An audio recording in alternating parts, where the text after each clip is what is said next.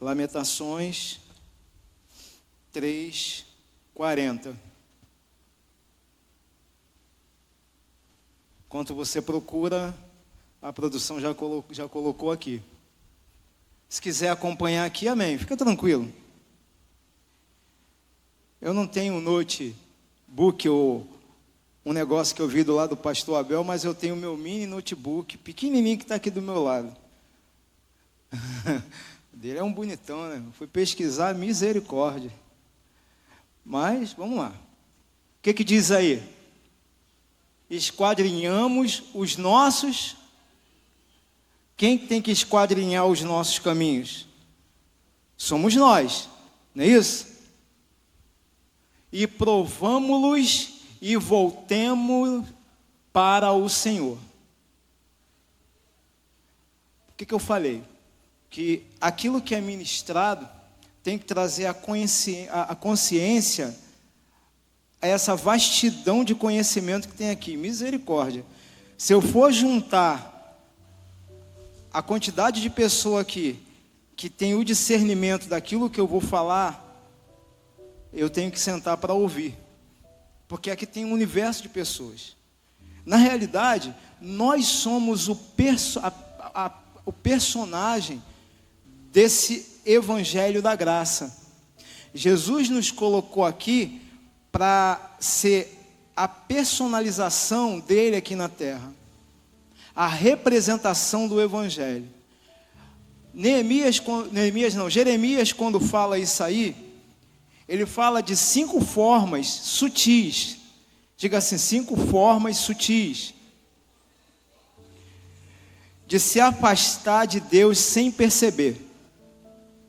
Sutis. Não é o leão, uma coisa grande, é a raposinha, aquilo que você não dá valor. Quando a gente olha num ambiente de fauna silvestre, a gente vê a raposa, né? Aquele bichinho grande, rápido, mas a gente nunca vê onde estão os filhotinhos. E são os filhotinhos da raposa que agem com sutileza no ambiente onde você prepara o solo e faz a sua plantação. Porque a raposa, ela quando gera seus filhotes, ela coloca ele no lugar aonde ele tenha refúgio e alimentação.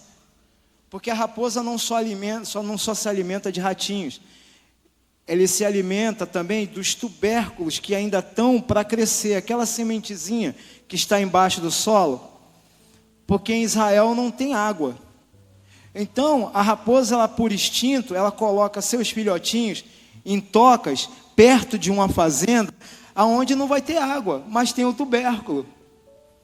E no meio de sobrevivência, uma batata é mesmo que um manancial de água, porque ela é constituída de quê? De água. Então, no mundo espiritual, a gente pensa que a maior queda é aquela que nós vemos. Não. A maior queda é aquelas pequenas, imperceptível aos nossos olhos, mas perceptível ao inimigo das nossas almas. Quando Neemias faz isso aí, pense num cenário. Vamos fazer uma reflexão rápida? Eu não sou o mais antigo, mas tem uma galera aqui que é mais antiga. Como era Camará há 20 anos atrás? Quem lembra? Camará, preste atenção o sentimento de Neemias para Jerusalém. É só a gente pensar, vamos fazer uma reflexão. Quando ele escreveu isso aí, ele estava assim: Senhor, a tua cidade santa, linda, adornada, com um templo maravilhoso, aonde eu, profeta, nós, os sacerdotes, entrávamos e via o revestimento do templo, mas a glória de Deus naquele lugar. E hoje eu diante da tua cidade, eu vejo muros quebrados, templo destruído, sequidão e fome. Como é que era Senador Camará 20 anos atrás?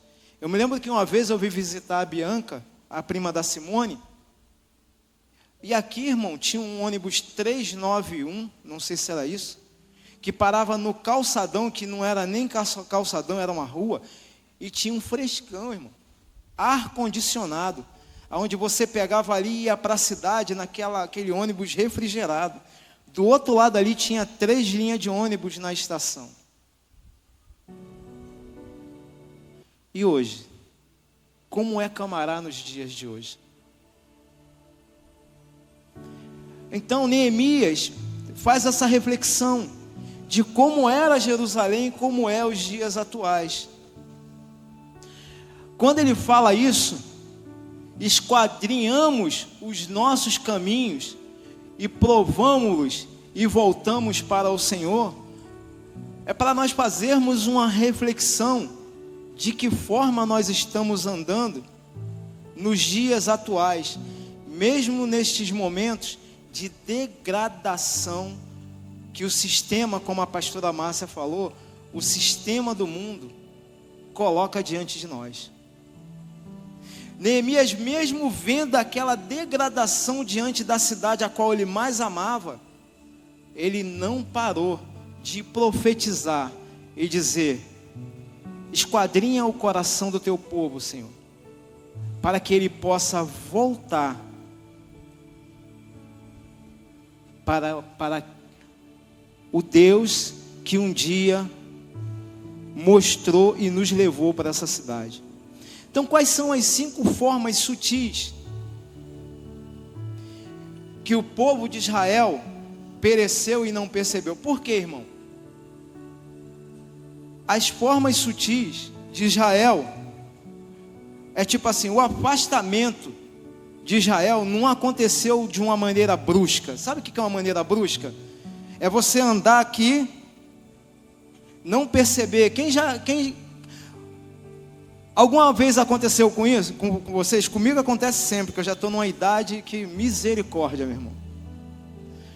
Tá vendo aquela música para a direita e para a esquerda? De vez em quando eu estou andando em linha reta, eu estou indo para a esquerda, procuro o centro, vou para a direita, procuro o centro.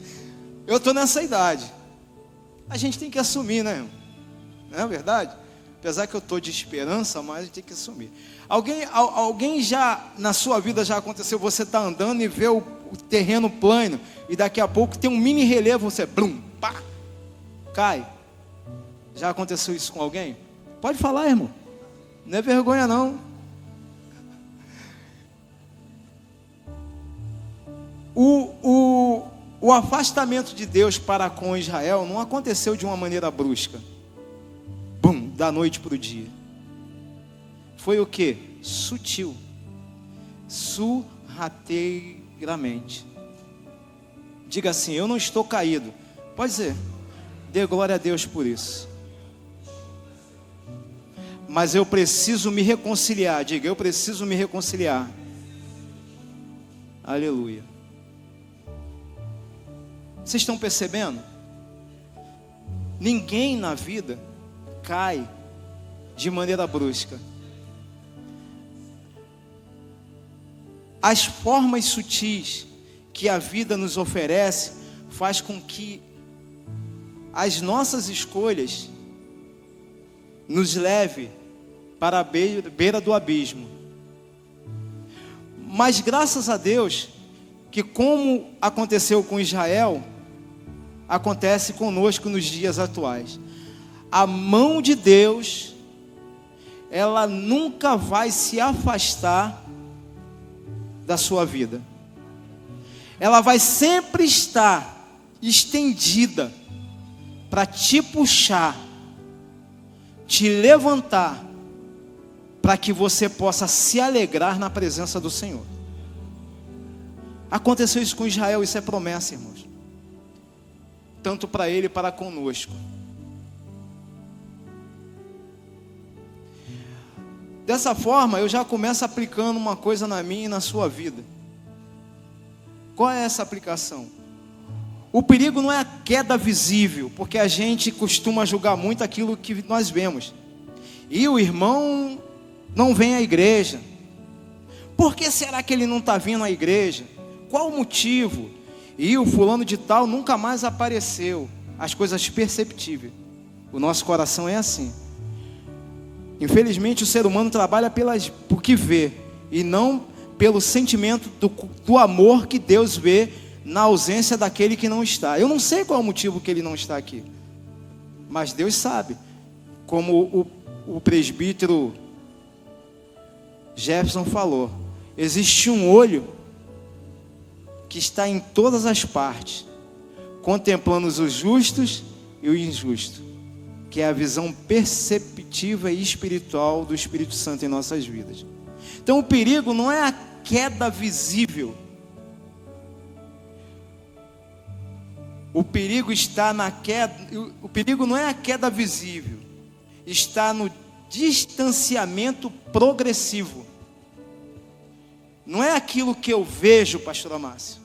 Não é aquilo que eu percebo humanamente falando.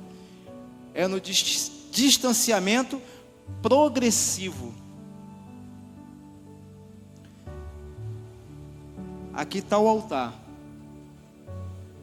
O que aconteceu com o povo de Israel? Cada dia. Um dia, 6 meses, 12 meses, 1 ano, para sempre. O distanciamento progressivo foi o que aconteceu com Israel. Que distanciamento progressivo é esse? É uma das primeiras formas sutil a qual Jeremias está falando ali. Ele falou: esquadrinha, Senhor, nossos caminhos. Como quem diz: Deus, observa todos os dias de que forma eu estou caminhando em direção ao teu altar, ou de que forma eu estou me redirecionando para distante dele. Vocês estão percebendo? Vocês estão entendendo o raciocínio do profeta com relação àquele povo? Então vamos lá. Isso é só a introdução daquilo que eu quero passar para a igreja. Primeira forma sutil, tá? Eu não estou dizendo que ninguém é, estou dizendo que vocês estão afastados da presença de Deus, não é isso. Mas a sutileza, ela faz com que nós, nas entrelinhas, decepcionamos o amor do Espírito Santo de Deus para conosco. É na singeleza, na sutileza. A primeira parte disso aí está em Mateus 15:8. Coloca aí, Mateus 15:8. É 25 minutos mesmo, dirigente? É você, Abel, pastor Eusébio. Vamos lá. Este povo se aproxima de mim com sua boca e me honra com seus lábios, mas o seu coração está longe de mim. Primeira sutileza. De que forma é essa primeira sutileza? Continuamos orando, não é verdade? A igreja tem um hábito contínuo de orar. Quem ora aqui? Quem tem um hábito contínuo de orar? Diga assim: glória a Deus. Não é verdade? Continuamos lendo. Quem tem o hábito contínuo de ler as escrituras? Dê um glória a Deus. Continuamos lendo. Olha só. Continuamos orando, continuamos lendo, mas o coração já não está mais inteiro. Porque o que ele fala ali no início? Este povo se aproxima de mim com sua boca. Então, continuamos orando e continuamos lendo. O povo está o quê? Se aproximando de Deus. Não é verdade, pastor Abel? A primeira parte do texto, estou se aproximando de Deus. Eu oro, eu leio. Olha lá, não é verdade? Mas embaixo ele fala assim, não, e me honra com os seus lábios. Até me honra. Eu louvo, a gente não acabou de louvar, aleluia. Todo mundo aqui honrou com os lábios. Eusébio abriu os salmos aqui dizendo isso. Não é verdade? Nós somos o personagem desse evangelho da graça.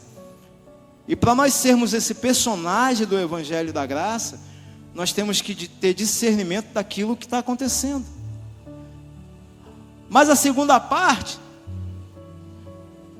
mas o seu coração está longe de mim. Por que o coração está longe de mim? Um pilar é a fé, não é verdade? Nós temos que ter fé, é o pilar do evangelho. A essência é o amor, mas a fé é o pilar. Eu não posso amar se eu não tenho fé. Mas quando eu tenho fé e creio, o amor, que é a estrutura do evangelho, habita dentro de mim. Verdade? Por que mais o coração, como eu coloquei aqui, mais o coração já não está inteiro? Por quê? Porque o hábito sutil, a primeira forma do hábito sutil é o seguinte: a fé vira hábito.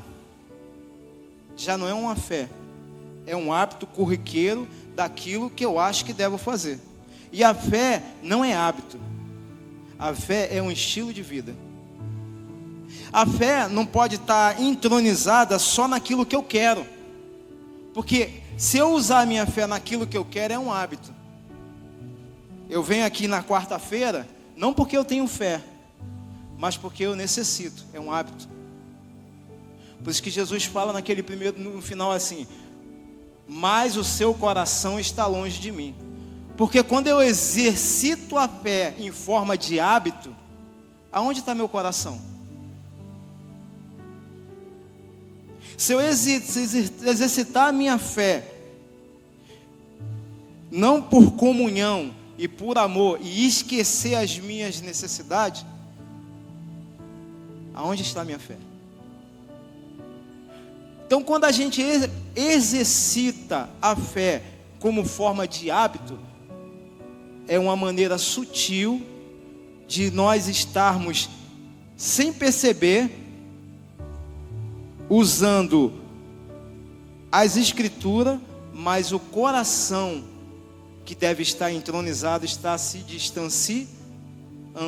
Porque eu vou vir toda quarta-feira aqui, para quê? Para receber e não para me dar. E quando é que eu exercito a fé e entendo que eu não estou me afastando? Quando eu valorizo todos os trâmites daquele lugar onde eu congrego. Aí você faz uma reflexão: é o suficiente só vir às quarta-feira? Amém ou não amém? Ué, eu queria ouvir um amém agora. Amém. Show. É o suficiente só vir dia de Santa Ceia? É o suficiente só vir na EBD? A fé não se torna um hábito quando eu venho todos os dias aonde está implantado uma responsabilidade espiritual na minha vida. Aí você faz um check-in daquilo que está faltando dentro desse contexto a qual a palavra de Deus está falando. A segunda é: a oração vira um mero protocolo. Eu oro por orar. Ah, Deus, eu vou orar porque eu fiz uma blacklist. Preciso disso, daquilo e daquilo. A Bíblia fala: orais mal, orais e pedis mal, porque pedis para os seus próprios. A fé vira um mero protocolo quando eu peço para o meu interesse. A fé não, a oração. A oração não é para seu mero interesse. A oração é para o crescimento daquele que está ao seu lado. Eu oro pelos meus interesses? Sim, isso é normal. Todo mundo tem sonhos e projetos aqui. Amém ou não amém? Mas o projeto da igreja é orar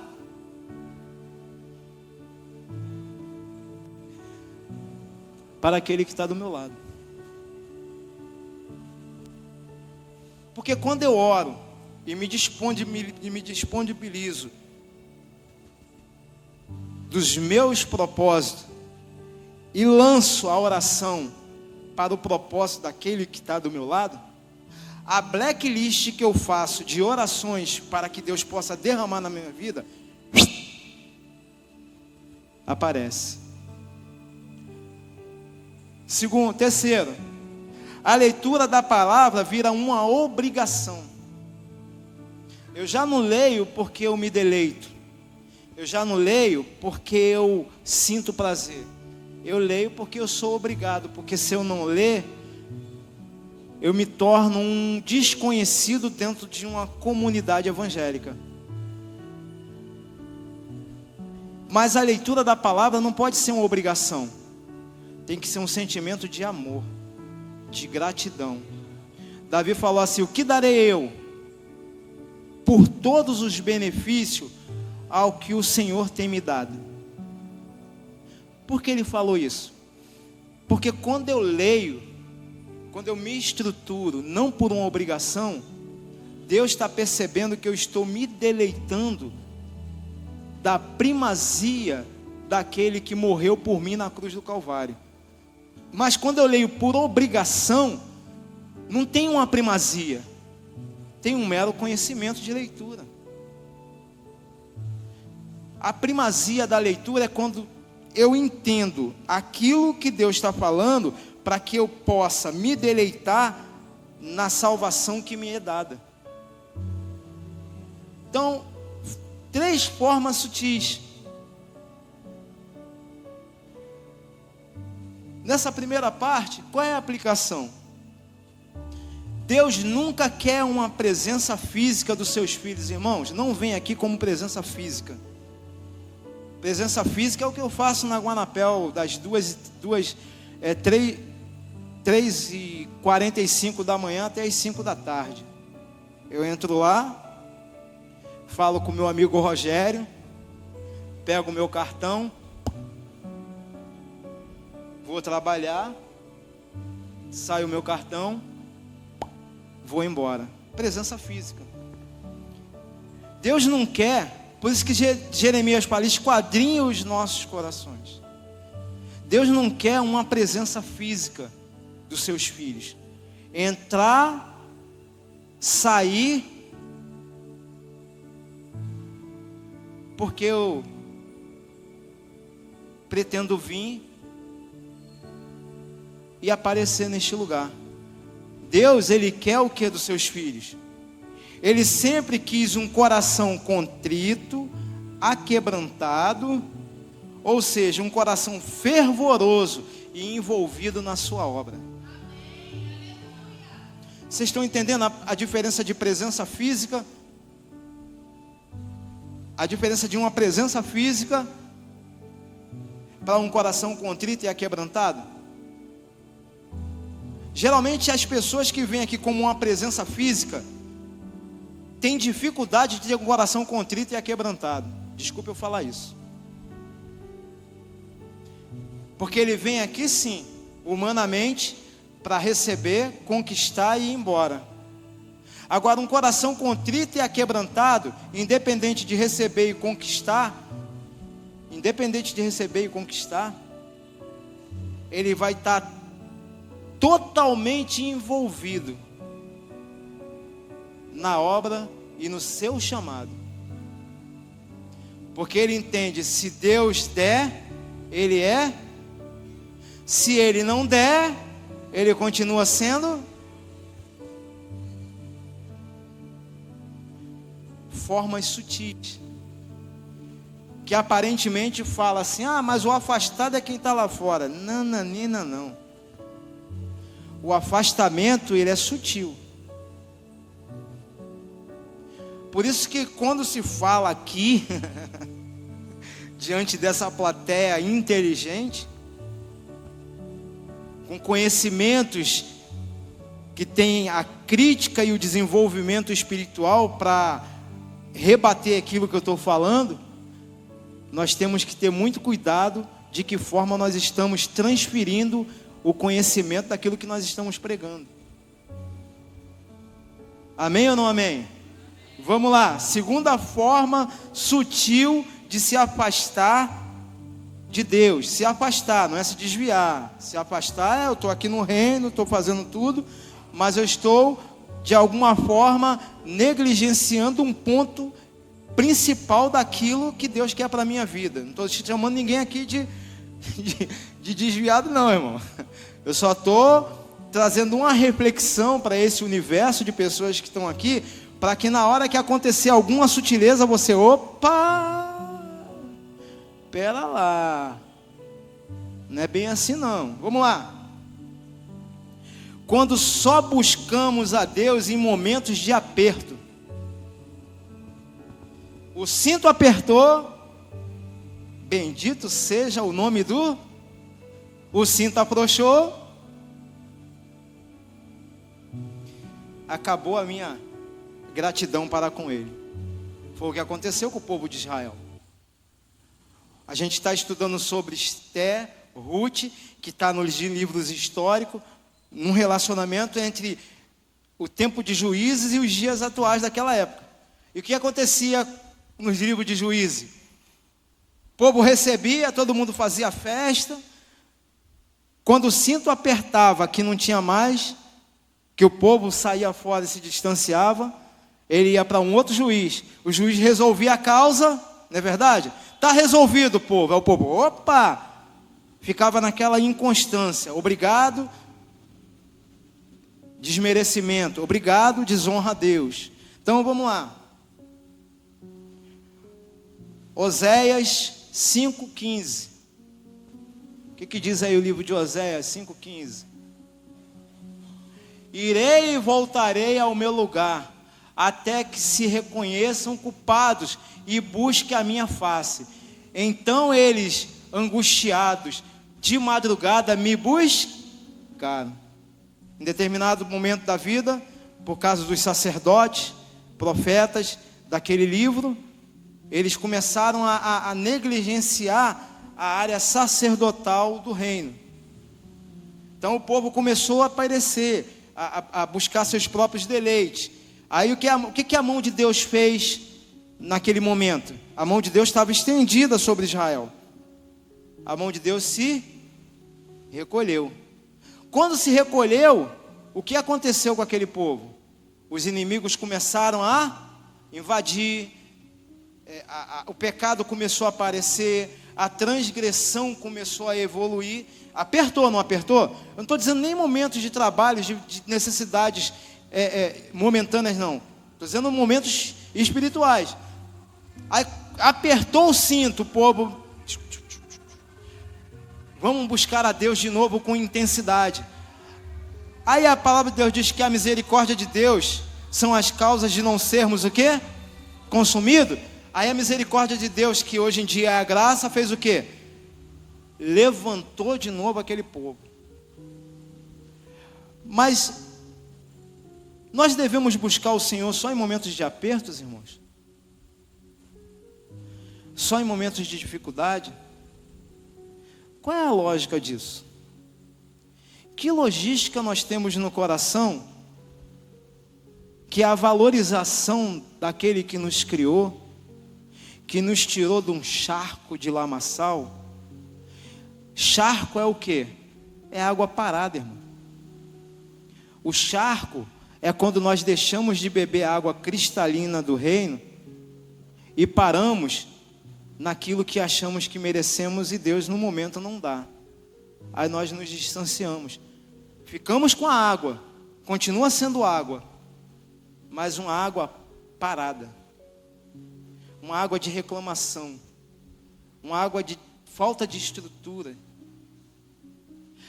Aí, para poder sutilmente fazer com que Deus nos levante, nós fazemos o quê?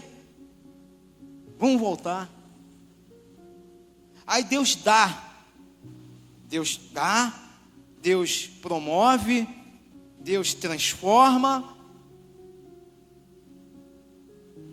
Aí a gente pega e se afasta de novo. Sutilezas da vida. Por causa de uma conquista, eu me distancio daquele que me criou e me formou.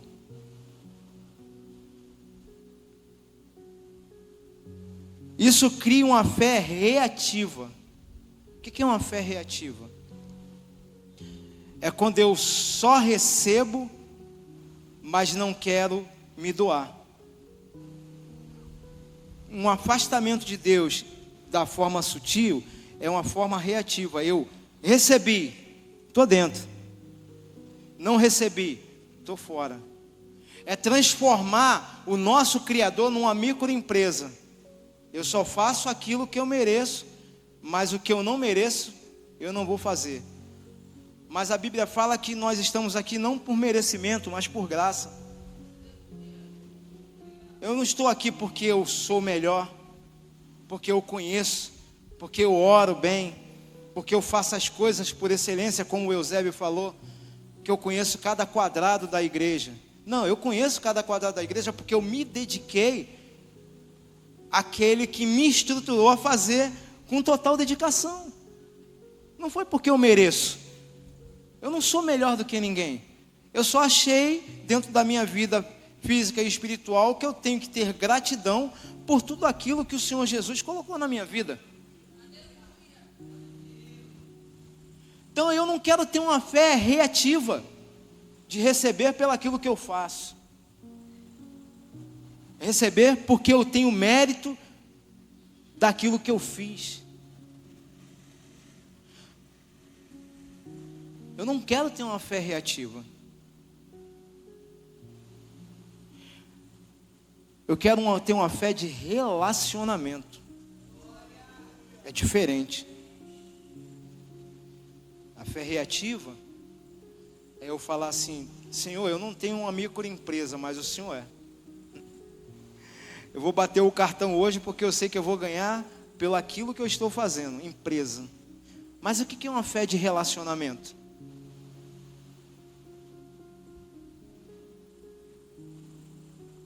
É o que eu acabei de falar.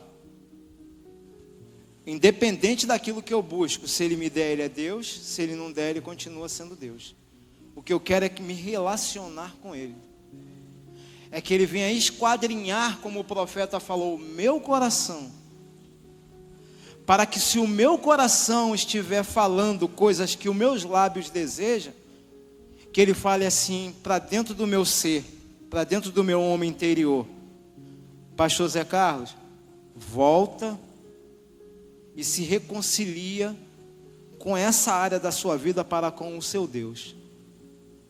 Uma fé de relacionamento faz isso na nossa vida. Deus não quer para os seus filhos ser apenas um socorro emergencial. Deus não quer só uma emergência, um CTI, uma UPA, onde você entra, pum, e foi embora, não. Deus não quer isso para seus filhos. Ele quer ser a primazia da vida dos seus filhos. Uma companhia constante, mesmo em momentos de extremas dificuldades.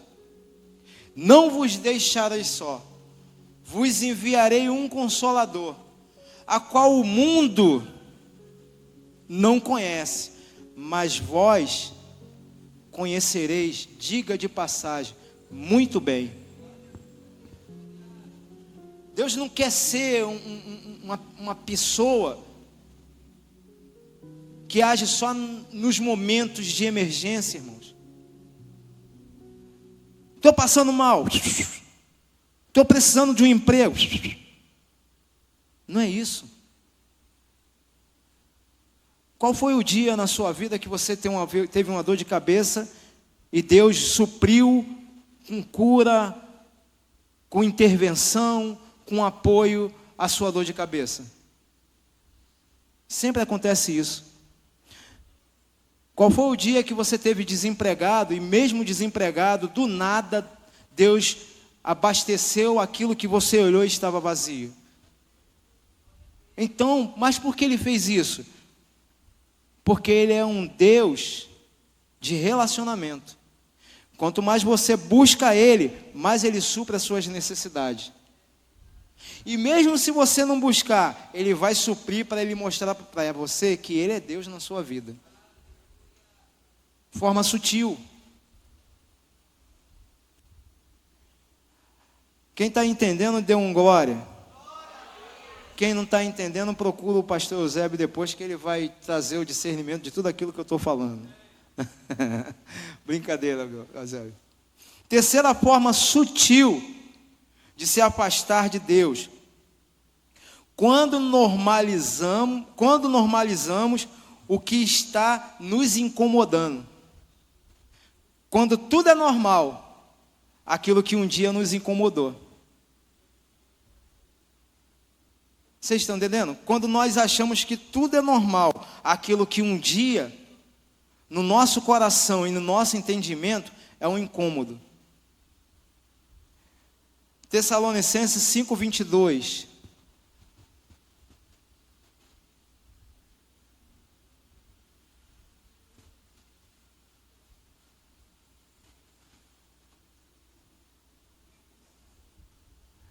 Bota o primeiro para ver. 1 Tessalonicenses 5:22. Eu só não coloquei o primeiro. Isso. Abastendo-vos de toda a aparência do... Você está entendendo? O que eu escrevi aqui? Quando normalizamos o que antes nos incomodava. A pastora Márcia, hoje de manhã, na EBD, ela falou do sistema do mundo, não quem vive nele. O sistema do mundo, a sociedade governamental, vamos dizer assim, de passagem do mundo, ela quer secularizar aquilo que diante da igreja é errado. E pasme, o maior vilão da secularidade do mundo é uma coisa por nome ecumenismo. O que é ecumenismo? É a normalização de todo tipo de religião, e todos vão entrar num contexto social que tudo aquilo que é feito por lei e iniquidade é aceito. A Bíblia fala que por causa da multiplicação, o amor se esfriará.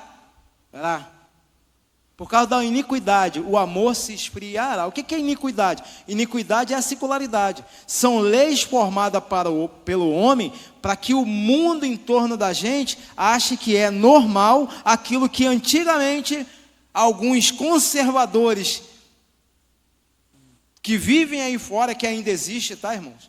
Existem pessoas ainda que conservam ainda a integridade da família, mas a secularidade, a iniquidade são leis formadas que o sistema do mundo vai falar assim, não, é tudo normal, não se preocupa não que você não está errando por aceitar a normalidade daquilo que me preocupa. Então, irmãos, o que eu estou falando aqui é uma reflexão daquilo que nós temos cuidado, para nós não sermos influenciados pelas formas sutis, que nós achamos que é certo, mas na realidade é errado, é um sofisma. É o que o advogado faz, o cara mata, o advogado pega, arruma um sistema na lei, uma brecha, e coloca, mesmo numa morte, uma realidade que está errada. Então, é uma forma sutil, é o que ele fala aqui, ó, abastendo-vos de toda a aparência do mal. Ou seja, irmão, corre, mete o pé. Se você não quiser discutir com relação ao que está acontecendo, diante de um diálogo, faz igual Jesus. Jesus, quando estava pregando o evangelho, que ele via que alguma coisa ia acontecer com relação ao confronto que ele estava dizendo, ele falava assim, não é chegada a minha hora. E ó, saía pela tangente. Porque a palavra ela tem que ser ministrada, mas eu não posso brigar depois daquilo que eu ministrei. A semente foi plantada. Amém? Quem está entendendo diz um glória a Deus. Ou seja, aquilo que antes pesava na consciência, hoje virou um costume. Fala assim, eu tenho um cérebro. E o meu cérebro é inteligente. Então, a minha consciência tinha coisas que eu não aceitava diante daquilo que eu ouvia e percebia, e agora se tornou uma normalidade. A ciência diz que a minha audição ela tem 1/1000 de segundo para ouvir, analisar e colocar em prática. Pensa bem. O que eu ouço é 1/1000 de segundo para ouvir, analisar e colocar em prática. A pergunta que não quer calar: quantas coisas você ouve e nós ouvimos por dia? E qual daquelas que nós estamos nos afastando, ou qual daquelas que nós estamos nos inserindo, achando que é uma normalidade? Porque existem coisas que nós achamos que é normal, mas não é normal. Deus falou assim, Jesus falou assim, oro ao Pai para não vos tirar do, mas que o livre de todo o... Irmãos, entenda, Deus não vai tirar você do sistema não. Você vai estar aí. Hoje nós estamos aqui, estamos em paz? Quem está em paz aqui dentro hoje à noite? Só que daqui a pouco termina a minha palavra, vai ter a oração e a oferta, e depois nós iremos para a nossa realidade. Aí que está o perigo, a realidade. De que forma nós estamos nos comportando dentro desse bolo festivo a qual o mundo está nos proporcionando. Está tudo normal aquilo que nós estamos vivendo? Então são formas sutis, vou repetir de novo, não estou dizendo que ninguém está afastado, mas nós temos que nos redirecionar a coisas primordiais na nossa vida. Um coração que vai se adaptando e se afastando sem a percepção de alerta. Quando nós não percebemos e não nos afastamos, como Paulo fala em 1 Tessalonicenses, nós estamos com um coração que está se adaptando àquilo que o mundo deseja nos oferecer e não nos afastando. Então peça a Deus discernimento, irmãos. O discernimento é o equilíbrio da balança do justo. Você já viu a balança da justiça? Ela é isso aqui, com 2 pratos. Ela não pode pender nem para a direita nem para a esquerda. Ela tem que estar num equilíbrio nivelado. Se ela pender para a direita, ela está agindo como forma negligenciada. Se ela atingir para a esquerda, ela está agindo como uma forma de injustiça. Nós temos que estar nivelado no propósito de Deus para com a nossa vida. E essa nivelação tem que ser aparecida lá fora. Quando o sistema nos oferecer alguma coisa, nós temos que colocar na balança se está certo ou se está errado. Se está certo, louvado seja o nome do Senhor. Se está errado, vamos orar para que a balança de Deus seja equilibrada na nossa vida. Percepções. Vamos lá. Quarta fórmula de afastamento. Quando confiamos mais em nós do que em Deus. Quando eu coloco a minha confiança naquilo que eu posso fazer, cuidado. É um alerta de perigo diante daquilo que eu estou oferecendo a Deus. Jeremias 17:15.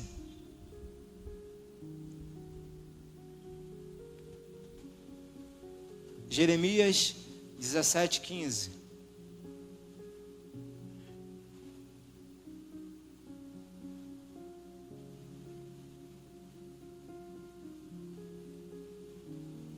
Bom, não é bem esse aí não, mas deixa para lá.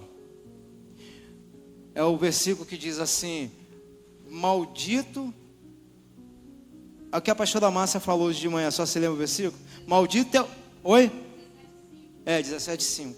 Coloca aí, aleluia, minha irmã. Salvou o pastor.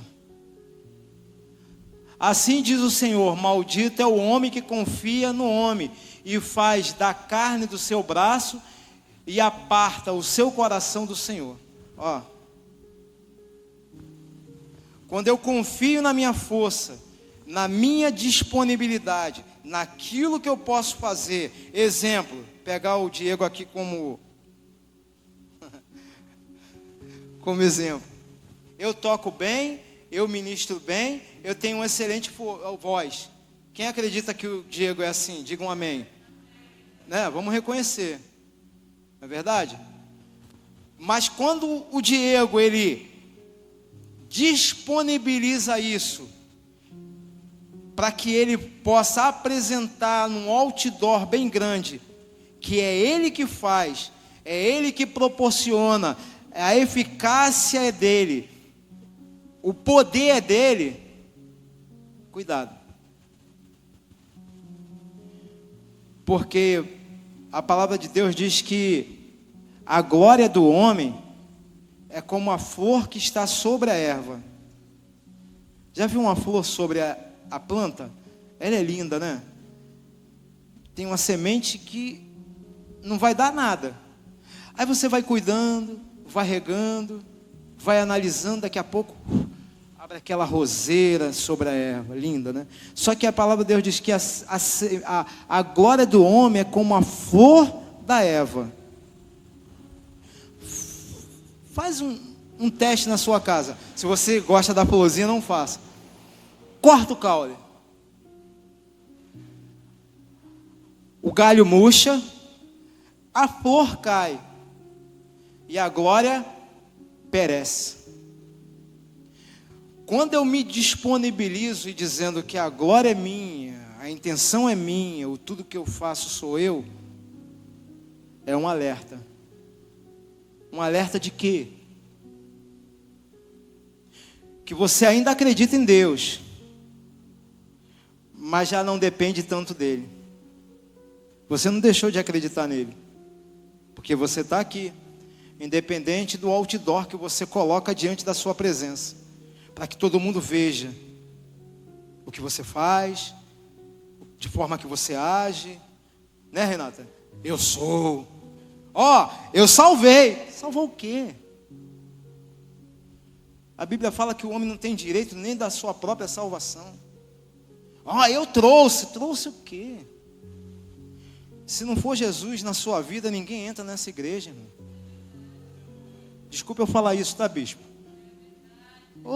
Pelo amor de Deus. Não é eu que trago. Eu não tinha o direito nem de entrar, do que dirá de trazer.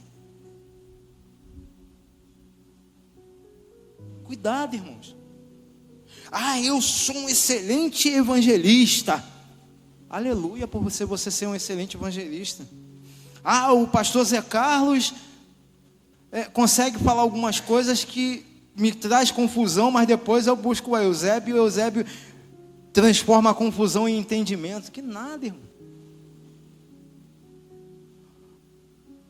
O nosso conhecimento é como trapo de imundícia diante da presença do Criador. Nós não somos nada, a não ser só o tubo, nem a água nós somos. A Bíblia fala que nós somos canais da água que desce do trono de Deus. Na realidade, eu sou só o barro que evita que a água se espalhe de uma forma errada.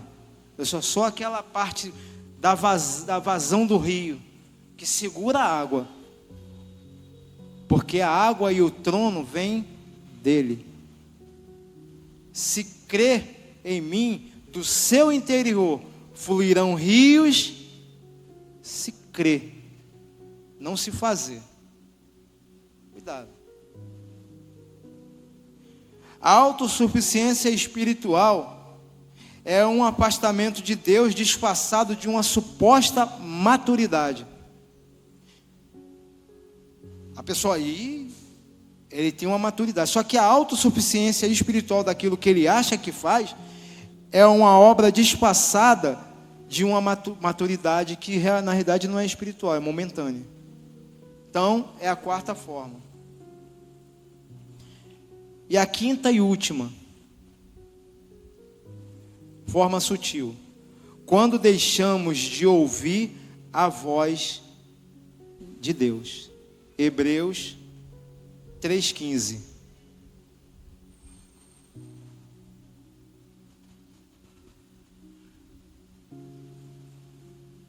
Enquanto se diz: hoje se ouvirde a sua voz, não endurecereis os vossos corações, como na provação.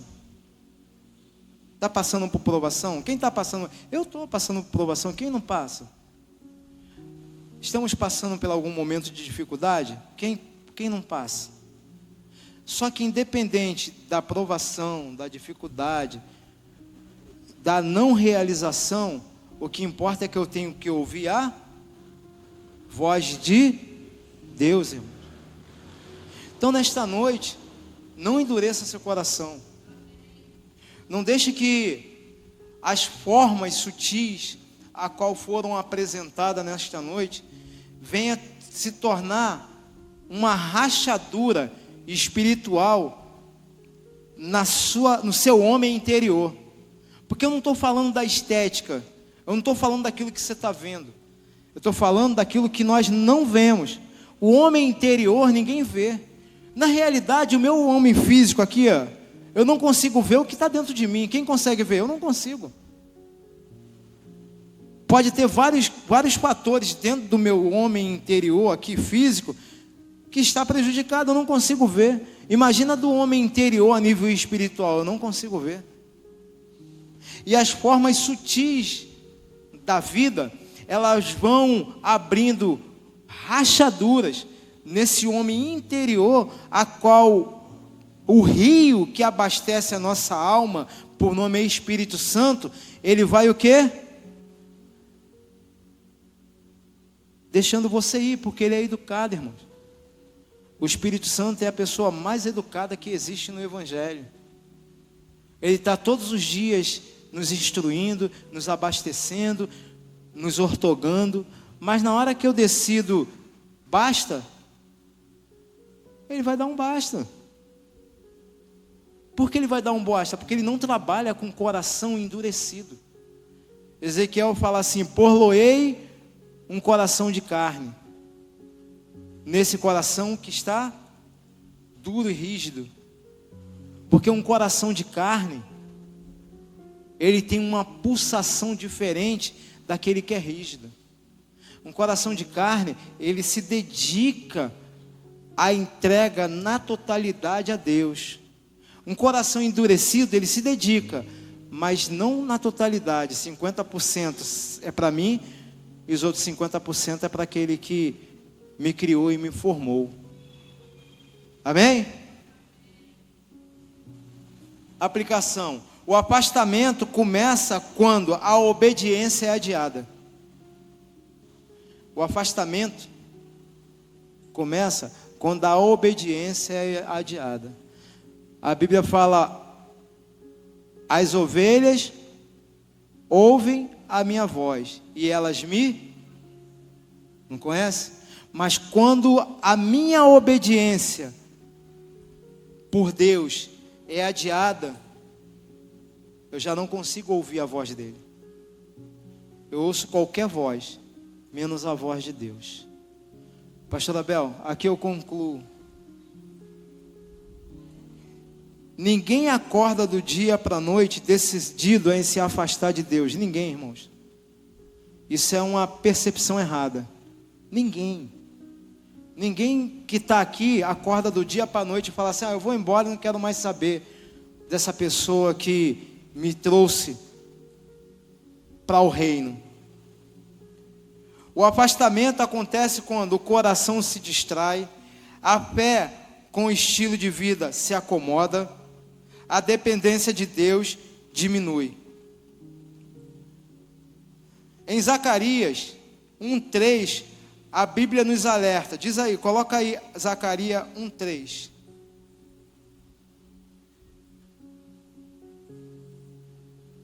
Portanto, diz ele, assim diz o Senhor dos Exércitos: tomai-vos para mim, diz o Senhor dos Exércitos, e eu tornai-vos para mim, diz o Senhor dos Exércitos, e eu me tornarei para vós, diz o Senhor dos Exércitos. Tornai-vos para mim. O que nesta noite, nós como igreja, e eu também me coloco nessa posição, tenho que tornar para Deus, para que Deus, no seu amor, na sua misericórdia, possa retornar para você. O que nesta noite está trazendo complexidade, dificuldade, para que a presença de Deus possa te resgatar para essa comunhão maravilhosa que você está sentindo hoje. Que Deus possa nos ajudar. Que o Espírito Santo possa falar mais no decorrer desta noite e desta semana. Cuidado com a raposinha. Não olhe para as coisas grandes que são perceptíveis. Cuidado com as coisas pequenininhas que podem nos anular da presença do Senhor Jesus. E assim eu agradeço a oportunidade em nome de Jesus.